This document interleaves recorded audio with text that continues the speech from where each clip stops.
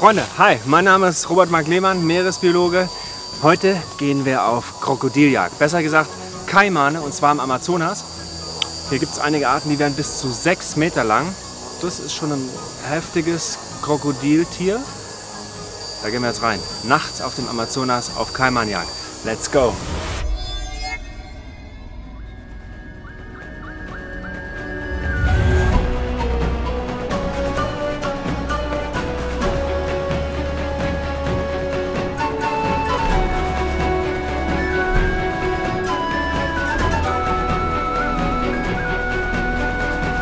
Freunde, ich kann auf gar keinen Fall die Lampe auf meinen Kopf machen, weil das ganze Ufer ist voller Sandfliegen und andere Insekten, die fliegen einem sofort in die Augen und in die Ohren. Es ist echt brutal, also wir müssen uns auf jeden Fall bewegen. Also ab aufs Boot auf Kaimanjagd. Nachts auf dem Amazonas, da kann viel schief gehen, auch wenn man einen guten Fahrer hat. Und wenn man hier in die Stromschnellen fällt oder allgemein in den Fluss, no bueno. Da kann man auf jeden Fall ganz leicht bei sterben. Aber Regel Nummer 1, heute Abend werden wir nicht sterben, sondern viele geile Kaimane sehen. Hoffentlich. Chris Katola ist in der Bugspitze und wird uns hoffentlich ein paar Krokodile finden. Los geht's.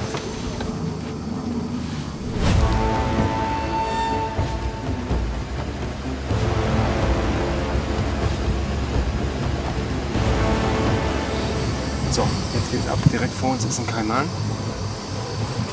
So, mal gucken, ob der Katola den rauskriegt. Ja, könnte klappen. Hat nicht geklappt, leider. Das war wirklich in der letzten Sekunde abgetaucht. So ist es. Aber all die Sichtungen werden aufgeschrieben. Das heißt, wir haben jetzt aufgeschrieben, ein 75 cm langer Kaiman wurde gesehen an der und der Stelle, die und die Uhrzeit. Und zack, kriege ich daraus ja irgendwelche Daten, wenn ich das immer und immer wiederhole auf so einem Transekt. Okay, der ist jetzt immer hier an der Stelle. Oder wenn ich den markiert habe und fange den woanders wieder, dann weiß ich, aha, das und das ist sein Verbreitungsgebiet. Also solche regelmäßigen Transektfahrten, wo man immer wieder dieselben Individuen zum Beispiel sieht, sind einfach nützlich, um zu gucken, okay, wie sind die Kaimane verteilt, wo halten die sich auf, wie groß ist überhaupt die Bestandsdichte. Und es macht natürlich auch Spaß, die Tiere zu zählen und immer wieder zu treffen.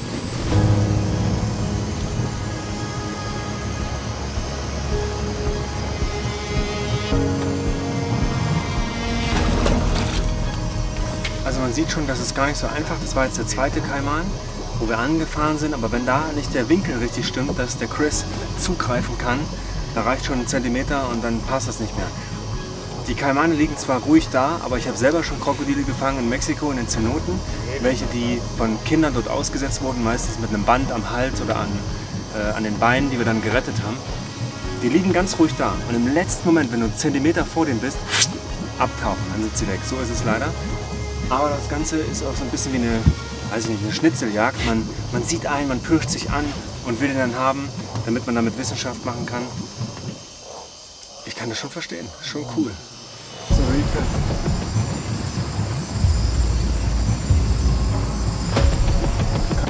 Könnte passen. Der Chris hat jetzt tatsächlich den ersten Kaiman gefangen. Es ist ein weißer, also White Caiman.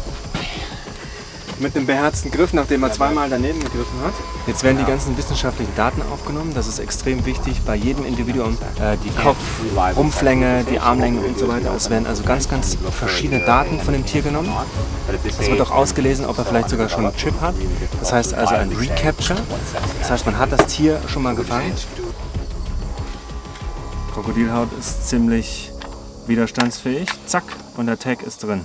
Jetzt hat der kleine Kaiman einen kleinen Tag bekommen und der ist subkutan, also unter die Haut.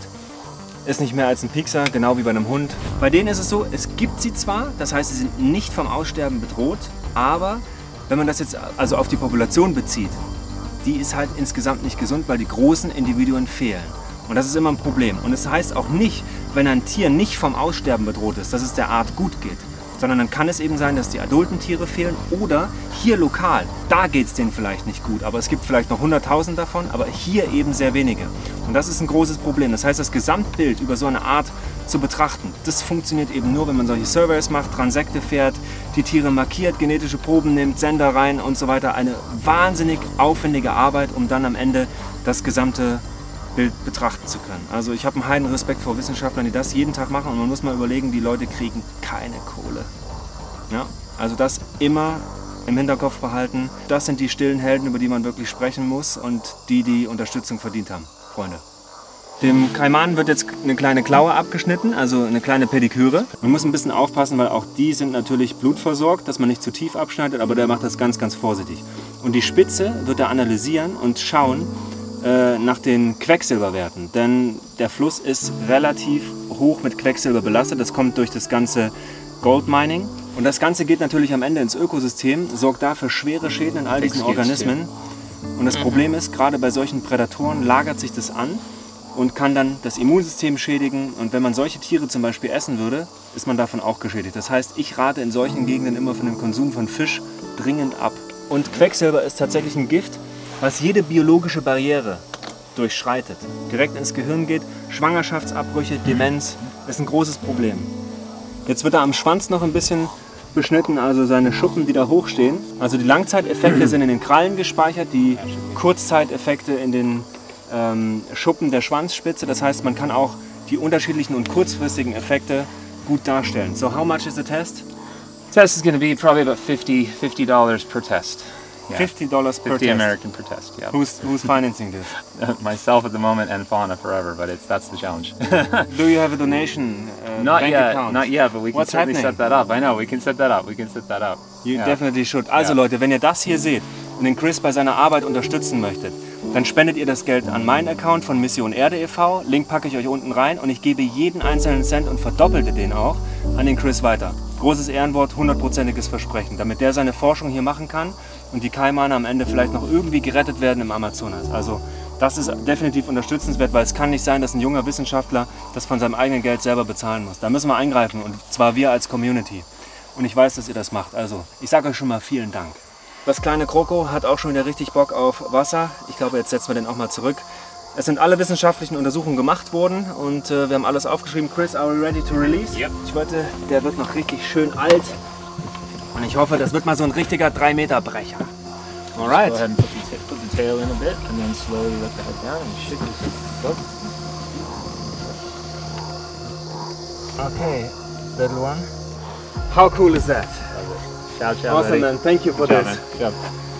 Awesome. Bye, bye. So, das war doch gut.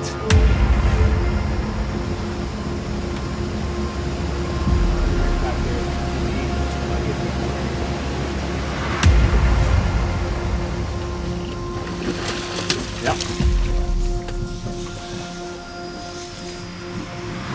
Der ist ein bisschen größer. So, das hat gepasst. Gut. Nice catch. All right. Now this one needs to end there. So one there, fully, and one there. Okay, and tight. You're not going to stretch that. Ja, das ist schon ordentlich groß. Man denkt ja immer, ein Kaiman ist nur so ein kleiner. Ja, einige Kaimane können auch 6 Meter groß werden, aber das hier ist wieder ein White Cayman oder auch ein Brillenkaiman. Die werden schon mal über 2 Meter. Bei den Krokodilen ist es so, es gibt ungefähr 24 Arten weltweit. Das größte ist das Leisten- oder Salzwasserkrokodil, was ihr aus Australien kennt, was auch durchaus einem Menschen immer wieder gefährlich wird, tötet mehrere hundert Menschen pro Jahr. Dann gibt es noch die Alligatoren, da gehören die Kaimane eben auch dazu. Und ihr habt noch was ganz Besonderes, das kennt man zum Beispiel aus Indien, die Gaviale mit so einem ganz dünnen Schnabel regelrecht, hochgradig bezahnt. Aber die hier haben schon ganz schön Zunder, also so ein 2 Meter Kaiman, der kann dir schon mal quer kommen. Das Krasse ist, Jaguare essen die auch gerne. Das muss man sich mal vorstellen. Das ist so eine Sache, 5.7. die möchte ich unbedingt mal in meinem Leben machen, wie die Jaguare im Pantanal, also in Brasilien, 6.9, or say 16.9. die Kaimane jagen und in den Fluss springen. So irgendwann, Leute, nehme ich mal euch mit auf dieses Abenteuer. Jetzt wird man die Kloake auch gleich untersucht. Da können wir garantiert sagen, was es ist, Männchen oder Weibchen. Was sagt ihr, so vom Aussehen? 61.5. Ich tippe auf Weibchen. Ich kann den Hemipenis sehen. Und alles, was ein Pimmelchen hat, ist meistens ein Männchen. Bis auf Hyänen. Da haben die Weibchen, die Anführerin, auch mal einen Hemipenis. Ist nur eine verlängerte Klitoris. 7 cm. Kleine Randinformation. 5-6 Kilo, sag ich. We're taking bets on the kilos here? What do you think? I think it's probably about 5. 5. Okay, dann Yeah. sage ich It's my guess, 5.2. but who knows? It's like Price is Right. I'm just gonna go right above you. Yeah. Jetzt wird die bisschen brutale Methode angewendet, um die Tiere zu wiegen, aber denkt dran, es ist ein Krokodil, es hat unfassbar starke Nackenmuskeln. Also man tut dem Tier nicht weh, das ist nur kurz, der erstickt auch nicht. Chris hat gesagt 5, ich sag 5,2. 5.16. Okay. Yeah. Ja. You cheater, you got it. That's so funny.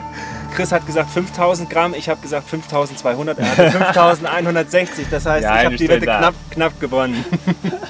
Also es werden wirklich alle möglichen Daten aufgenommen, die dem Chris auffallen. Es sind auch Bissmarken zum Beispiel, der hat ja 2 im Gesicht und er sagt, die sind so weit auseinander, man sieht das hier schön, so 2 Punktierungen, dass das vermutlich ein anderer Kaiman war. Die versuchen sich gegenseitig zu fressen, die kämpfen miteinander, das kann auch mal so ein bisschen zur Paarungszeit rougher zugehen. Also das ist ganz normal, das wird alles aufgenommen, um zum Beispiel so ein Tier auch perfekt wiederzuerkennen, weil die sind ja sehr, sehr individuell. Und solche Bissmarken, die gehen nie wieder weg. Das heißt, den wird man wiedererkennen. Solche Crocs, solche Kaimane, das sind ganz, ganz wichtige Kreaturen in diesem Ökosystem und die dürfen nicht fehlen. Ihr wisst es, jedes Tier hat seinen Platz im Ökosystem. Ganz, ganz wichtig, wir dürfen keins rausnehmen. Und außerdem sehen die auch einfach endgeil aus. Guck mal, der Chris liebt die auch. You love these guys, right? Mm-hmm. Yeah, I do. And you do. Yeah, they're great. Such amazing animals. Yeah. Yeah. Step up. That's good. All right, little guy. Get big, get all the other ones, and be brave. Or just stay there.